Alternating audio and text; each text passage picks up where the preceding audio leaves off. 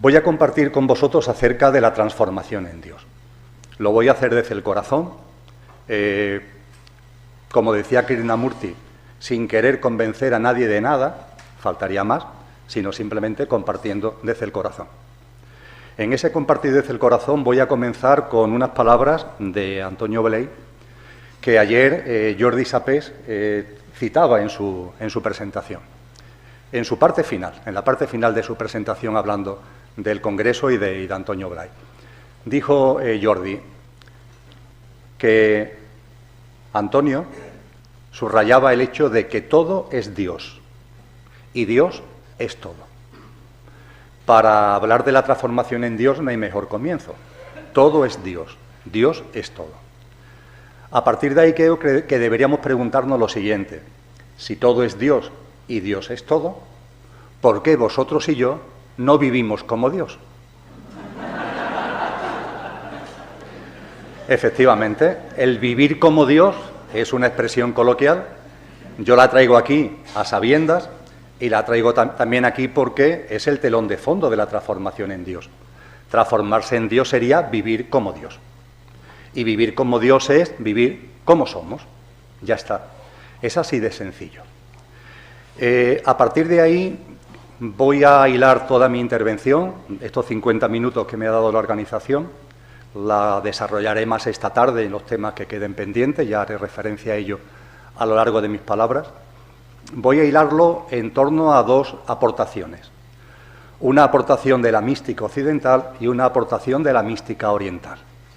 La aportación de la mística occidental se la debemos a Juan de la Cruz. En su carta a Ana de Mercado y Peñalosa, esta señora con la que tuvo esta relación tan estrecha y tan íntima, que le pedía que le explicara sus poemas, porque no alcanzaba a entenderlos. Y hay una carta preciosa, larga, extensa, del año 1582, en la que Juan le intenta explicar a Ana de Mercado y Peñalosa Llama de amor viva, su poema Llama de amor viva. Y en el contexto de esa carta está la aportación que traigo aquí a colación. Dice Juan de la Cruz: el más perfecto grado de perfección a que en esta vida se puede llegar, que es la transformación en Dios. El más perfecto grado de perfección a que en esta vida, no más allá, no cuando te mueras, no, a que en esta vida se puede llegar, que es la transformación en Dios. La segunda aportación, esta de la mística oriental, se le debe a un autor llamado Patanjali, concretamente a su obra súper famosa, referencia en todo lo que tiene que ver con el yoga, que son los Yoga Sutras de Patanjali. Son 196 aforismos y en el segundo aforismo, nada más comenzar ese libro que está escrito en el siglo III a.C., nos dice Patanjali: yoga es la inhibición de las modificaciones de la mente. Yoga es la inhibición de las modificaciones de la mente. Pues bien, a partir de estas dos frases, con brevedad, por supuesto, de forma coloquial también, obviamente por el tiempo también de que dispongo, voy a hablar de la transformación en Dios, voy a hablar de la idea de cambio ligada a esa transformación en Dios. Os anuncio que la idea de cambio es para descartarla, porque no hay nada que cambiar, ya lo hablaremos. Voy a hablar después de las modificaciones de la mente, es decir, las turbulencias emocionales, mentales y su repercusión en nuestro yo físico, y a partir de ahí hablaremos también de la desidentificación. Aunque con relación a la desidentificación, ya ayer Carolina Blay en su intervención nos dio perlas maravillosas, algunas de las cuales utilizaré en mi intervención. La transformación en Dios. La transformación en Dios de la que habla Juan de la Cruz en esa carta a la que he hecho referencia es lo mismo que, por ejemplo, está en la obra de Teresa de Jesús, cuando habla de la transformación en Cristo. Están hablando de lo mismo. Y ambas aportaciones tienen como telón de fondo, sin duda ninguna, el famoso mensaje que Jesús de Nazaret le da a Nicodemo en Juan 3:3. Cuando le dice a Nicodemo, sabéis que Nicodemo era un rabí judío, una persona sabia, y le dice: Nicodemo era muy buen amigo de Jesús, Nicodemo, hay que nacer de nuevo. Y Nicodemo le dice: maestro, ¿y cómo puedo volver al vientre de mi madre? Y Jesús le dice: Nicodemo, tú que eres un rabí judío, ¿no entiendes lo que te digo? te aseguro que hay que nacer de nuevo, del agua y del Espíritu. Nos tendríamos que preguntar qué es eso de nacer de nuevo, nos tendríamos que preguntar qué es esa transformación en Cristo, nos tendríamos que preguntar qué es esa transformación en Dios, porque la respuesta a esa pregunta es lo que nos permitirá vivir como Dios, es decir, vivir como lo que somos. Y aquí está la clave del asunto. La transformación en Dios no es otra cosa que vivir como somos y no como no somos. Ya está. Desde el punto de vista teórico, por tanto, es así de sencillo de plantear. La transformación en Dios es vivir como somos y no como no somos. ¿Por qué? Porque lo que somos es Dios. Todo es Dios, Dios es todo. Decía Elena Blavatsky, otra de mis grandes maestras, decía que en su doctrina secreta, que en cada átomo del universo está la divinidad. En cada átomo del universo está la vida una. Y por tanto también en el ser humano. A partir de ahí, plásmalo, manifiéstalo, vivo en coherencia con eso que constituye tu genuina naturaleza. ¿Por qué no lo hacemos? ¿Qué es lo que evita que lo hagamos? La ciencia actual se está acercando enormemente a la espiritualidad de todos los tiempos. Yo estoy absolutamente convencido que hoy el mayor elemento propulsor de la espiritualidad, curiosamente, está en la ciencia, porque en la espiritualidad ya está dicho todo lo que había que decir y está dicho hace mucho tiempo. La carta a la que he hecho referencia de San Juan de la Cruz es del siglo XVI. Las aportaciones de Teresa son del mismo siglo. Jesús de Nazaret hace 2000 años, Patanjali hace 2300 años, y podríamos seguir para atrás. Está todo dicho desde el punto de vista de la espiritualidad. La gran novedad en estos momentos es cómo la ciencia se está aproximando a eso que la espiritualidad siempre ha mantenido. ¿Y la ciencia qué es lo que nos aporta? Pues cojo simplemente un botón de muestra, pero está en la obra de todos los grandes científicos. Ese gran científico y ese gran divulgador que es Mikko Kaukku, en su obra Hiperespacio, en el arranque de la obra dice: la ciencia por fin ha comprendido que una cosa es la apariencia y otra cosa es la esencia. Y hoy nos tendríamos incluso que preguntar que si no fuera así, ¿para qué queríamos la ciencia? Si la apariencia fuera la realidad, ¿la ciencia qué utilidad tendría? La gran utilidad de la ciencia parte precisamente del hecho de que nos estamos dando cuenta ahora que una cosa es la apariencia y otra cosa es la esencia. A propósito de esto, a mí me gusta utilizar un símil muy coloquial, con el que soy un poco pesado, lo reconozco, que es el de conductor y coche. Decían los sabios de la Grecia clásica, lo pusieron en el frontispicio del templo dedicado a Apolo en Delfos, donde se ubicó el oráculo de los dioses, decían: conócete a ti mismo, conócete a ti misma. Tú que buscas, tú que quieres encontrar lo divino, tú que andas por ahí, conócete a ti mismo, conócete a ti misma. Eso fue en el siglo VI antes de Cristo. Han pasado 2600 años. Si esos sabios de la Grecia clásica reencarnaran, y a lo mejor posiblemente estén reencarnados, se darían cuenta que ese mensaje no se ha entendido. Y si volvieran a construir ese templo, no tengo ninguna duda que en la entrada no pondrían conócete a ti mismo, pondrían algo como recuérdalo, eres conductor y coche. Creo que eso se entiende mejor. ¿Por qué conductor y coche? Muy simple. Claro que tenemos un coche.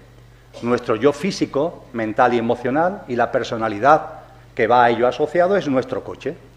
Pero ¿eso es lo que somos? Recordemos, una cosa es la apariencia y otra cosa es la esencia. Recordemos, todo es Dios y Dios es todo. Con lo que realmente somos no es el coche, es algo que está allí. Íntimo, interior, trascendente, potente y perenne y permanente, no como el coche que es efímero y tiene fecha de caducidad. Ese es el conductor, y a ese conductor que cada cual le dé el nombre que considere oportuno. Pablo de Tarso, del que se habló hace aquí unos minutos, nos decía en la primera carta a los tesalonicenses que el ser humano es cuerpo, alma y espíritu. El cuerpo es el coche, el yo físico, mental y emocional, y el alma y el espíritu son los componentes que constituyen el conductor. Blavatsky, hablando de esto mismo, dice lo mismo, aunque amplía el componente del conductor hablando del alma individual, del alma universal o buddhi y del espíritu atma. Pero todos los maestros y maestras nos han hablado del coche y nos han hablado del conductor. Y no somos el coche, somos el conductor, que encarna en el coche para experienciar la vivencia humana. Es así de simple. Y la transformación en Dios significa dejar de vivir como coche y vivir como el conductor que somos. Y eso para enfocarlo aún mejor, conlleva algo extremadamente sencillo y a su vez complejo. Tomar el mando consciente de nuestra vida. Toma el mando consciente de tu vida. Que el conductor tome el mando consciente del coche. Ya está. A partir de ahí quiero hacer alguna reflexión con la idea de cambio, porque se habla mucho de cambiar. En el libro que en castellano se llama Sin mente, sin lenguaje, sin tiempo, en andaluz se llama Sin nada de nada,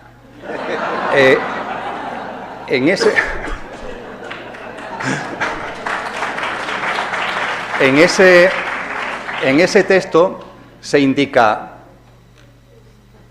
y está recogido de sabios y sabias, por eso no me lo atribuyo, por eso digo que se indica, date cuenta, lo único que está inquieto en el universo eres tú. Todo lo demás está en su sitio, y lo único que anda inquieto eres tú. Y precisamente por eso quieres cambiar las cosas, pero esa necesidad de cambio no es real, deriva de tu inquietud. Vamos a hablar del cambio, por ejemplo, de uno mismo. Vamos a ver, si mi naturaleza, mi ser como el vuestro es divino, ¿qué voy a cambiar? ¿Seré yo tan osado como tocar un juguete tan sagrado que tengo en mi interior? ¿Para qué? ¿Para estropearlo? Soy divino, somos divinos, no hay nada que cambiar. Cuando hablamos de cambiar, ¿a qué nos referimos?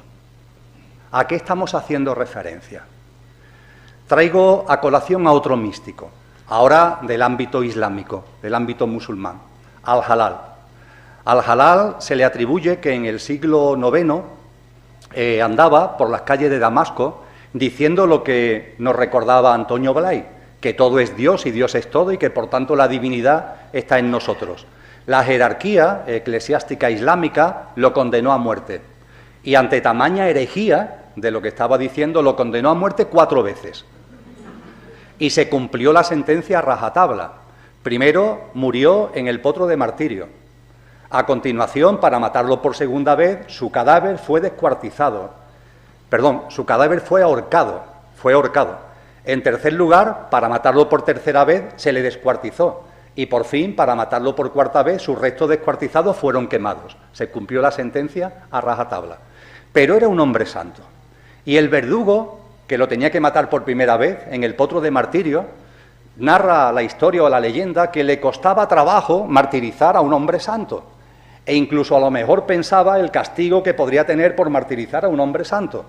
Y como para llenarse de fuerza el verdugo, le espetó a Al-Halal. ¿Qué pasa? Bueno, no lo dijo así, pero en fin. ¿Qué pasa? Que andas por ahí diciendo que tú eres Dios. Y Al-Halal, en el potro de martirio, imaginaros la situación, con una enorme tranquilidad y con muchísimo amor le dijo, no, hermano, yo no he dicho eso. Yo lo que mantengo es precisamente lo contrario. Dios es yo. Ante esa pregunta que estás diciendo por ahí que tú eres Dios, no. Dios es yo. Y yo soy Dios cuando ceso de ser yo. Claro, ese último yo, Dios es yo, y yo soy Dios cuando ceso de ser yo, ese último yo, ¿qué es? El coche. Eso es el coche. Ese es nuestro yo físico, mental y emocional y la personalidad asociada con lo que nos identificamos. Y efectivamente hay que cesar de ser yo para poder ser lo que verdaderamente eres. Y cuando se cesa de ser yo, se produce la vuelta al hogar, de la que también se nos ha hablado hace un momento, esa vuelta al hogar, esa vuelta a la unidad, como queramos denominarla. Dios es yo, ceso de ser yo y se produce la vuelta al hogar. Esa es la realidad. Y la transformación en Dios consiste en esto. Y por tanto no es un cambio, no hay nada que cambiar. Lo único que tienes que hacer es cesar de identificarte, cesar de ser lo que no eres. Lo que eres no hay que tocarlo, hay que plasmarlo en coherencia y en consciencia en la vida cotidiana. Y cuando se habla de cambio, también hablamos de cambio en el mundo. ¿Cuándo nos daremos cuenta de que lo manifestado, que es todo lo que deviene de la inmanifestación, cuándo nos daremos cuenta que la creación entera, el universo, la tierra, la naturaleza, todo lo que hay en este planeta es perfecto? que todo está en su sitio, que todo tiene su porqué y su para qué, que todo tiene su sentido profundo, que nada sobra ni falta. Pero como estamos inquietos porque nos identificamos con lo que no somos, no lo vemos, no lo percibimos y queremos cambiar. Pero no hay nada que cambiar. Hay personas que me dicen, sí, Emilio, porque en el mundo hay males. Pero esos males que están en el mundo, ¿de dónde derivan?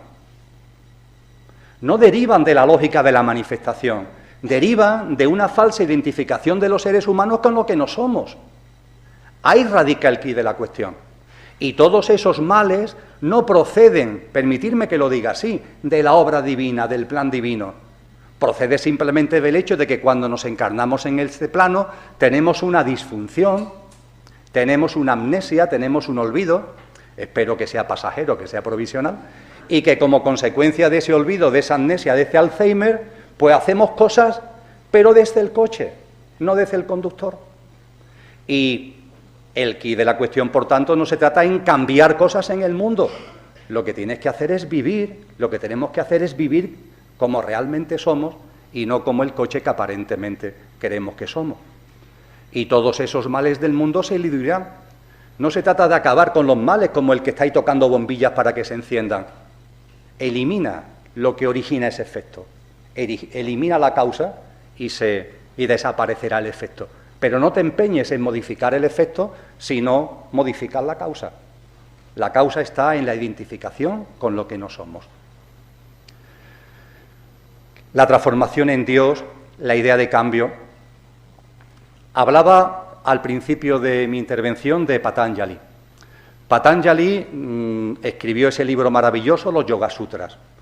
Esos Yoga Sutras son hoy la base de todo lo que se conoce en Oriente y en Occidente como yoga. Y el camino del yoga es un camino que nos dibuja muy bien, que nos diseña muy bien la transformación en Dios. Es decir, va poniendo el dedo en la llaga de aquellas cosas que deberíamos hacer para evitar esa desidentificación con el coche y vivir como el conductor que somos. Y Patanjali nos sitúa en el aforismo segundo la esencia del yoga, la inhibición de las modificaciones de la mente. Entendiendo por inhibición el cese, el terminar, el concluir, y entendiendo por modificaciones de la mente las turbulencias y perturbaciones emocionales, mentales y la repercusión que estas turbulencias tienen en nuestro físico.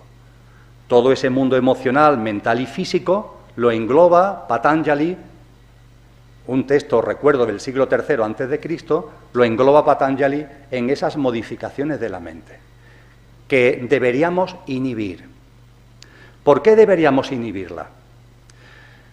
Voy a hacer ahora una nota a pie de página que tiene que ver con la sabiduría perenne, que tiene que ver con la sabiduría profunda de la que han bebido todas las corrientes espirituales de todos los tiempos.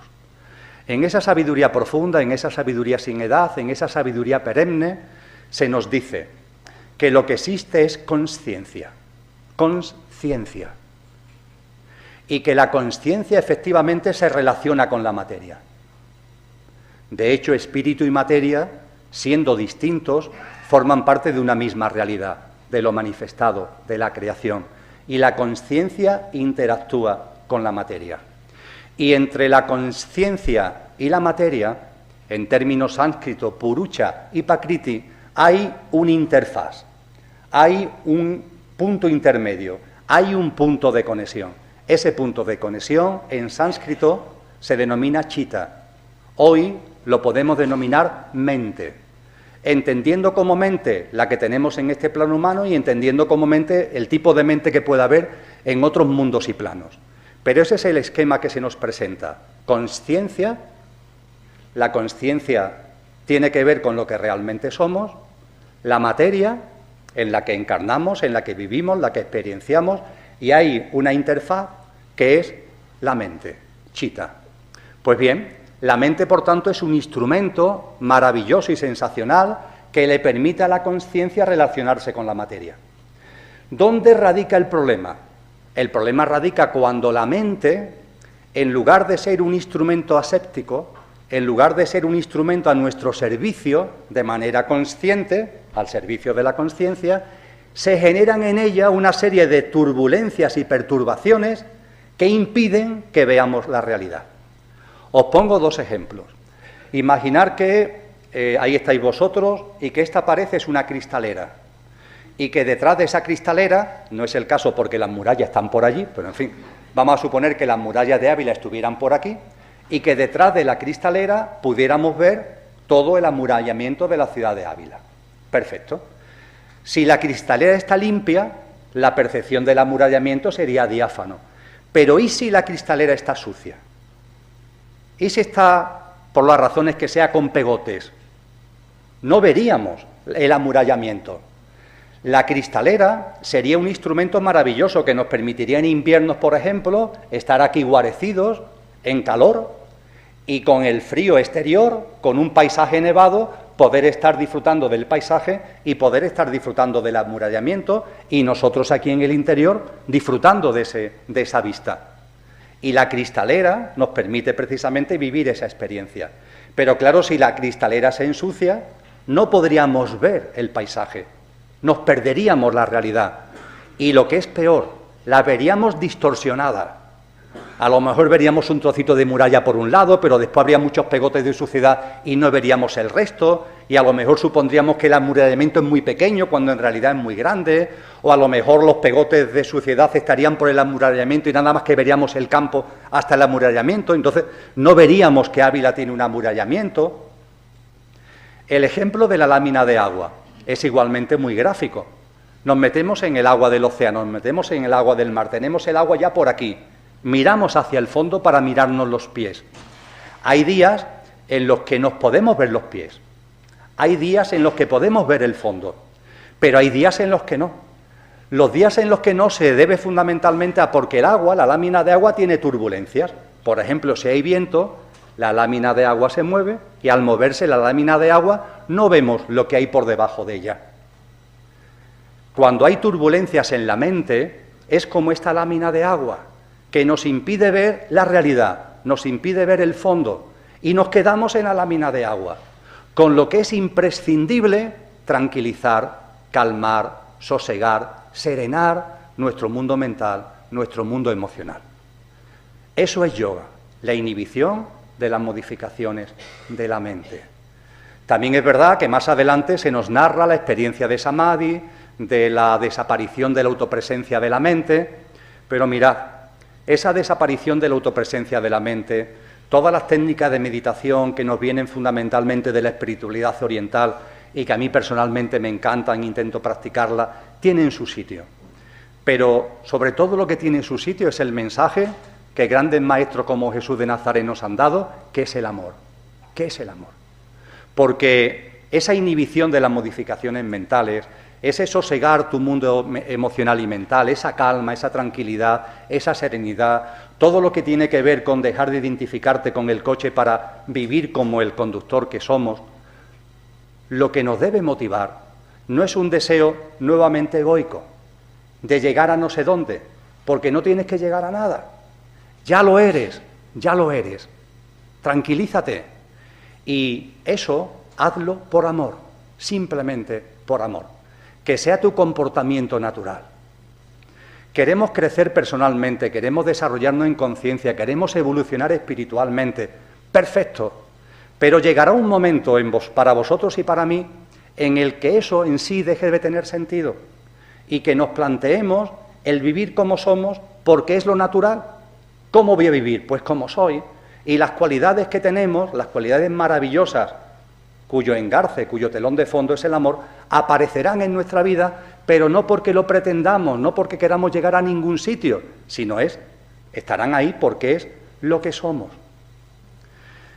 He utilizado varias veces el término identificación, desidentificación.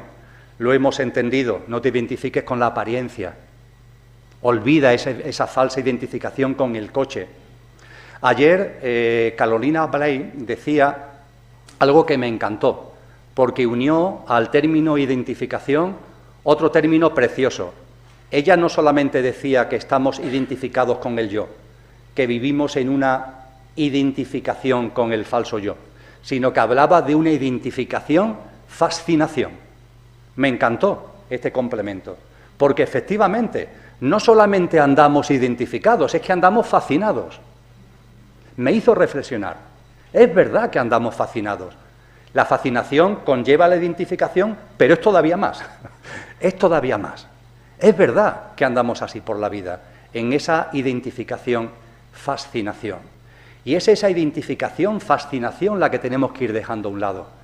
Y cuando dejemos a un lado esa identificación, fascinación, esas modificaciones de la mente, esas turbulencias emocionales, mentales, con su repercusión en el ámbito físico, se irán diluyendo. Y en ese sentido creo que haríamos bien en recordar varias cosas. La primera, también lo dijo muy bien ayer Carolina. Cuando hablamos de identificación, de fascinación con el yo, y queremos ir más allá, dejando esa falsa vida y viviendo la vida plena y abundante de lo que realmente somos, no intentes dejar de, no lo intentes. Que el dejar de identificarte no sea un nuevo objetivo de tu mente, por favor. Porque si no, nos salimos del bucle.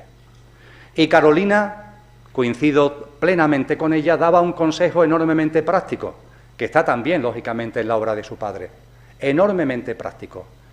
No te empeñes en dejar de identificarte.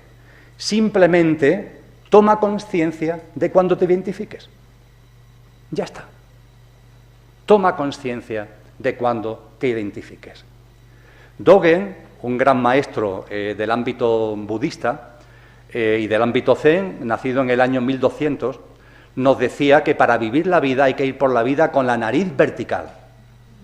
También hablaba de la mirada horizontal, no voy a entrar en ello ahora, pero hablaba de la nariz vertical. La nariz vertical es, estate atento. Simplemente, estate atento. Autoobsérvate. Pero por favor, que esto no sea una nueva carga. Es que el autoobservarte, ¿cuánto tiempo pasa delante del espejo peinándote? Pues dedícale unos cuantos minutos al día a autoobservarte, por favor. ¿Cuánto tiempo pasas delante del espejo vistiéndote, afeitándote? Autoobsérvate. Nariz vertical, en el momento presente, en el aquí ahora. Y simplemente con la práctica de la nariz vertical hay un salto de conciencia. Porque cuando se toma conciencia, empieza la transformación. La toma de conciencia es la llave de la transformación. Es así de sencillo. Date cuenta. Date cuenta de que te enfadas. Date cuenta. Y date cuenta de que te vuelves a enfadar. Y date cuenta de que no te gustaría enfadarte, pero te volverás a enfadar. ¿Y esto qué? ¿No conduce a ningún sitio? Sí conduce, claro que sí, porque la práctica de la nariz vertical lo que nos pone en marcha es que en la medida en que te das cuenta, eso no evitará que te sigas enfadando, porque las cosas no son así de golpe y porrazo. La inversión de la conciencia no se produce de golpe y porrazo. Nada acontece de golpe y porrazo, ni en el ser humano, ni en la naturaleza, ni en el planeta Tierra, ni en el universo. Nada ocurre de golpe y porrazo. Pero se pone en marcha el proceso. Cuando se pone en marcha el proceso a través de la toma de conciencia, te volverás a enfadar. Pero cada vez te enfadarás menos, es decir, entre cada enfado habrá más tiempo. Y el tiempo de enfado durará menos. Y como esto es científico, lo puedes experimentar. Toma conciencia de que te enfadas, toma conciencia de que te vuelves a enfadar. Estoy tomando el ejemplo del enfado, como otros muchos, de los comportamientos que conlleva la identificación con el falso yo, las turbulencias mentales, emocionales, etcétera, etcétera. Date cuenta de que te vuelves a enfadar y podrás comprobar cómo cada vez tardas más en volverte a enfadar y el enfado dura menos. Nariz vertical. No se trata de pretender dejar de identificarte, porque, insisto, eso nos mete nuevamente en el ámbito de la mente. Simple y llanamente toma conciencia de cuando te has identificado. Y esa toma de conciencia es la palanca que pone en marcha la inversión de la conciencia, el inicio del proceso de desidentificación. No hay que pretender que Dios esté en mí. Dios es yo como es vosotros. Lo único que tenemos que hacer es vivir en coherencia con lo que somos. En la inversión de la consciencia, y con esto voy a entrar ya en el tramo final de mi intervención, cuando esa inversión de la consciencia se va produciendo, nos vamos dando cuenta de que hemos vivido en ese mundo de ilusión, en ese mundo de fascinación, con un montón de cargas, con un montón de culpas que no son reales. Simplemente que no son verdad. Son ilusiones, ficciones. Y en ese sentido os planteo, para concluir, 4 cosas. La desarrollaré en el proceso de desidentificación, el cómo llevarlo a cabo, experiencias prácticas si queréis, un poco más en el taller de esta tarde. ¿Hasta cuándo vamos a seguir perdiendo el tiempo queriendo describir lo que somos desde lo que no somos? Ya está bien, ¿no? No nos damos cuenta que estamos continuamente, yo el primero, hablando y escribiendo sobre lo que somos, pero desde lo que no somos. ¿No será ya llegado el momento de invertir la consciencia, vivir como somos y olvidarnos de describirlo? ¿Cuántos tratados ha hecho el ser humano desde el coche describiendo al conductor? Ya está bien, ¿no? Porque en lugar de tanto esfuerzo ímprobo en describir desde lo que no somos lo que somos, ¿por qué no dedicamos un poquito de dedicación? ¿Por qué no nos centramos un poco en vivir como somos? Pues nada, aquí andamos, yo el primero, dándole vueltas al tema, intentando describir lo que soy desde lo que no soy. Bien, no pasa nada, ahí seguimos, pero desde luego es una rotunda pérdida de tiempo. Por lo menos tomemos conciencia de que es una rotunda pérdida de tiempo y un completo absurdo. Otra cuestión que os planteo: ¿hasta cuándo vamos a seguir perdiendo el tiempo intentándonos encontrar con nosotros mismos? Es espectacular. La gente dice, yo digo, quiero encontrarme conmigo, pero tú eres tonto. ¿Cómo encontrarte contigo? ¿Pero dónde estás? ¿Cómo se puede formular semejante reflexión? No, es que quiero encontrarme con quien soy. Pero tú eres imbécil. Si es lo que eres, eso de encontrarte contigo, ¿qué pasa? ¿Que se te ha ido la sombra para otro lado? ¿No os dais cuenta de que es absurdo? Pero lo decimos. Oye, y parece incluso profundo. Es una sandez, pero parece absolutamente profundo. Encontrarme conmigo mismo, encontrarme con quien soy, encontrarme con mi interior. Por favor, lo que eres, lo eres. Y no tienes que encontrarte porque ya lo eres.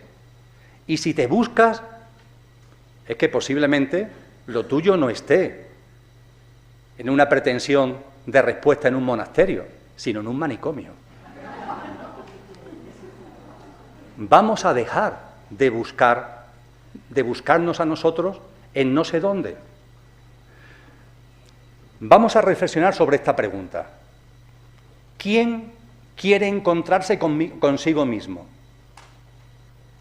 ¿El conductor o el coche? ¿Alguna vez al conductor se le ocurrirá la imbecilidad de decir quiero encontrarme conmigo? No.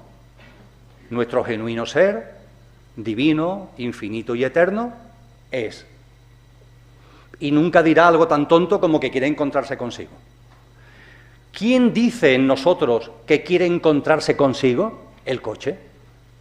¿Es el coche el que pretende encontrarse con el conductor, encontrar al conductor? Es el coche.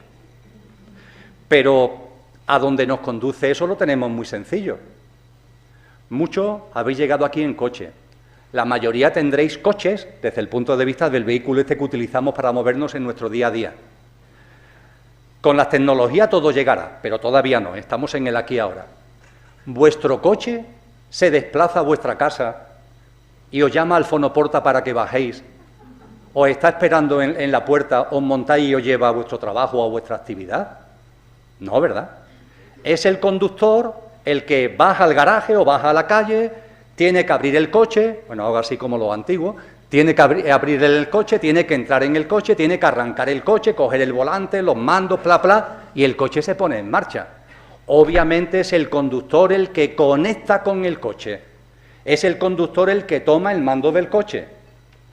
No es el coche el que conecta con el conductor. Cuando decimos cosas como que quiero encontrarme conmigo mismo, etcétera, está hablando el coche. Y desde luego es una pérdida de tiempo, porque el coche jamás conectará con el conductor. Lo único que tenemos que hacer es salir del Alzheimer profundo en el que estamos y vivir como lo que somos. Es decir, vivir con las cualidades, con los atributos, con las características. El telón de fondo es el amor, el telón de fondo son conductas y comportamientos de altísima vibración que constituye nuestra auténtica naturaleza. Penúltima cuestión que os quiero plantear. Ojo con eso de que el comportamiento, la conducta, lo que vemos en el otro y en los otros, tiene que ver conmigo. Ojo con eso. Eso es otra estupidez sublime. Me explico. Ciertamente hay una conciencia una, y ciertamente esa divinidad que es yo, es la que es vosotros, sin ningún tipo de duda. Pero oye, ojo, el comportamiento de los demás, el comportamiento del otro o de los otros, cuando se hace desde el coche, conmigo no tiene nada que ver. Pero nada, de nada, de nada. Ciertamente, si entramos en el ámbito de la psicología, ciertamente puede dar pistas de por dónde van tus turbulencias. Pueden dar pistas de por dónde van tus perturbaciones emocionales y mentales. Pero es un juego de turbulencia y turbulencia. Tú ves en el ego cosas que tienen que ver con tu ego, vale, hasta ahí estoy de acuerdo. Pero desde la profundidad de lo que aquí estamos hablando, desde la profundidad de la conciencia y de la espiritualidad, el comportamiento de un ser humano que actúa olvidando lo que es y que se mueve desde su mundo emocional y mental cargado de turbulencias, ¿eso qué tiene que ver conmigo? Nada en absoluto. Ojo con esto, porque en la sabiduría antigua, claro que se nos habla de que todo es uno y uno es todo. En la presentación que ha hecho Carlos, es lo primero que ha leído del libro, pero ojo con esto, cuando hablamos de esa unicidad, no lo confundamos con lo efímero que estamos provocando desde nuestras turbulencias, porque eso no tiene nada que ver con la consciencia, sino con la inconsciencia. Y con la inconsciencia tuya yo no tengo nada que ver. La inconsciencia del otro a lo mejor me da una pista de la mía, pero en la medida en que yo voy penetrando y viviendo conforme mi consciencia, la inconsciencia del otro lo único que me produce es compasión y amor. Pero no tiene que ver conmigo. Es totalmente distinto. Es como si alguien está fumando. ¿Qué tiene que ver el humo del tabaco conmigo? Es que está fumando. No, pues sí, no, pues yo no fumo. Y como no fumo, el humo de ese tabaco no tiene nada que ver conmigo. Pues sí, tienes que aprender del humo de ese tabaco. Pues no, no tengo nada que aprender del humo de ese tabaco porque no tiene nada que ver conmigo. Somos enormemente dados, en esto la New Age ha descarrilado bastante, somos enormemente dados a mantener cosas que es verdad que tienen un trasfondo muy potente, pero que sacado de su contexto de fondo, se vuelve a convertir en otra estupidez, en otra sandez. Y con esto termino. Creo que mucho más que ir por ahí, diciendo que lo que veo en el otro y en los otros soy yo, que mucho más que eso, que teniendo un trasfondo real, no es real porque hablamos de cosas que son simplemente las travesuras del ego, haríamos mucho mejor en intentar unificarnos con la vida. Que eso sí que somos nosotros, la unificación con la vida. Y perdemos mucho tiempo, de verdad, hablando de unión y de unicidad y no somos capaces de unificarnos con la vida. La unicidad con la vida, ¿qué es? La reverencia por la vida. Una profunda devoción, de admiración y de fascinación que sale del interior más profundo de nuestro conductor cuando observamos esa vida que también soy yo y que se está plasmando y manifestando en una enorme diversidad con un trasfondo de unicidad. Y esto no son palabras huecas, esto es una gran realidad. Ya está bien de ir por ahí diciendo namasté cuando te estás comiendo cadáveres de animales. Deberías hacer una reflexión muy profunda acerca de esto. Esos animales son la vida que eres tú también son ellos. Y con qué tranquilidad nos mantenemos en la inercia, en la inconsciencia de tener a más de 100.000 millones de animales en campos de concentración, sometidos a productos de laboratorios, a hormonas, para que crezcan, para que engorden artificialmente, para al final ser sacrificados salvajemente en mataderos. Ese maravilloso vídeo de Paul McCartney, de si las paredes de los mataderos fueran de cristal, nadie comería carne. Y todo para que te lo pongan en bandejitas muy monas y tú te lo lleves a tu casa para comerte unos cadáveres, que es carne de dolor, carne que ha pasado por campo de concentración para terminar asesinada, y tú te lo ingieres bajo la propaganda de una industria alimentaria que te dice que te nutre y que tiene unos nutrientes que no pueden encontrar en ninguna otra forma de alimentación. Una enorme falacia, una gran mentira. Os pongo esto como ejemplo, pero es un ejemplo muy importante. Es imposible que podamos vivir en paz mientras que no vivamos en paz con la vida. Lo han dicho grandes personajes, y muy en particular era uno de los elementos clave de la escuela pitagórica, y está en la obra de Pitágoras. No habrá paz en la humanidad hasta que el ser humano no respete la vida animal como la vida sagrada que es. Esos animales que tienen un mundo emocional enormemente parecido al nuestro, por no decir, como decía Leonardo da Vinci, exactamente el mismo, con un sistema nervioso que nos permite o le permite tener el mismo placer o el mismo dolor que cualquiera que nosotros. Os pongo esto como botón de muestra de una reflexión o de unas reflexiones que, por favor, no quiero de ninguna forma transmitir, ni para convencer a nadie de nada, ni, por supuesto, para más cargas y para más culpas, sino simplemente como reflexiones, ya que estamos en un foro de espiritualidad profunda, en un marco de espiritualidad profunda, hombre, que nos conmuevan y que a lo mejor también nos lleven a replantearnos algunas cosas desde la verdadera conciencia. Lo único cierto es que la verdad está en nuestro interior y todo lo llena, pero jamás podremos percibir y vivir esa verdad mientras que sigamos anclados en la mentira. La identificación con lo que no somos es vivir en la mentira. ¿Tiene un porqué? Claro que lo tiene. Está perfectamente descrito en todas las corrientes espirituales. Cuando encarnamos en este plano se produce el olvido. Forma parte de la experiencia humana. Cuando nos dice Willy Jigger, ese gran monje contemporáneo benedictino que ha hecho tanto por la introducción del Zen en la Europa contemporánea, cuando nos dice Willy Jigger, ciertamente, y con esto concluyo, ciertamente el yo es un éxito de la evolución. El yo es un éxito de la evolución.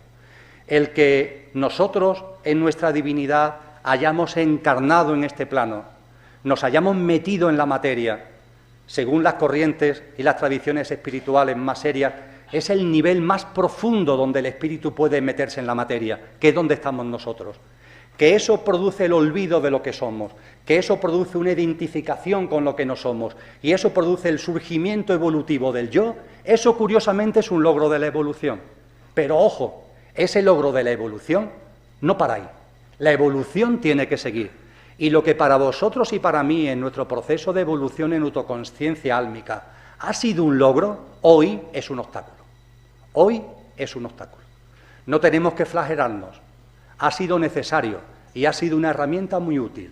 Lo único que tenemos que darnos cuenta es que ese yo que ha sido un éxito de la evolución, hoy se ha convertido en un obstáculo. Y a partir de ahí, dar un pasito para adelante, viendo simplemente, no queriendo dejar de identificarnos, sino simplemente tomando conciencia de cuando nos identificamos con lo que no somos, porque todavía hay una tendencia derivada de la identificación con el yo, que viene no solamente de esta vida, sino con toda seguridad o posiblemente de muchas encarnaciones. Muchas gracias por vuestra atención.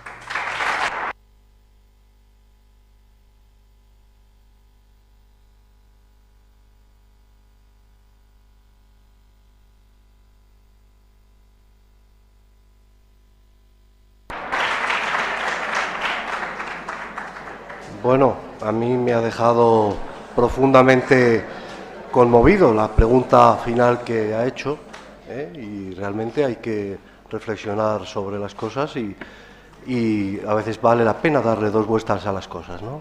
Muchas gracias. Muchas gracias, Carlos.